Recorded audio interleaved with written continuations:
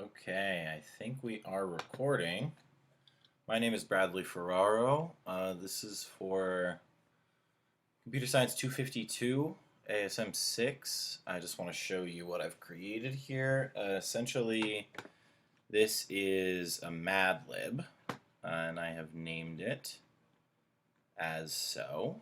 Let me find the beginning here. Brad's madlib. That's the beginning of the function here.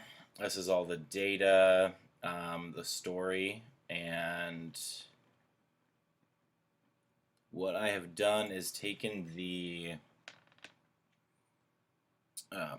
keyboard functionality that was offered as editable code on the assignment and altered it essentially to every time it runs through the loop.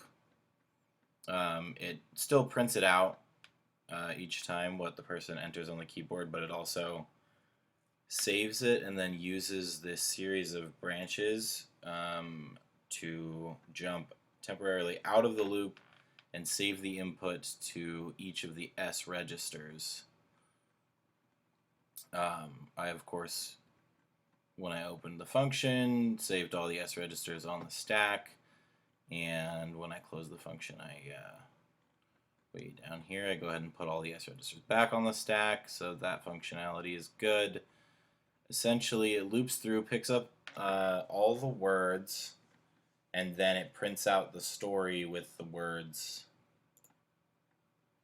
Where are they? Okay, so an important part here is that I have an index so that when it reaches the number of words that are needed for the madlib, it leaves the keyboard input loop completely and jumps down here to leave to print, and then it prints part 1, word 1, part 2, word 2, and on like that, so that if you go back up here, essentially you will have this story. It's got part 1, and then it shows you where word 1 would go. We've put some new lines in here so that it's not all one big thing. It should come out relatively as a paragraph with a story with the words that you've put into it. So that is my ASM6. Thank you for listening. Give it a try.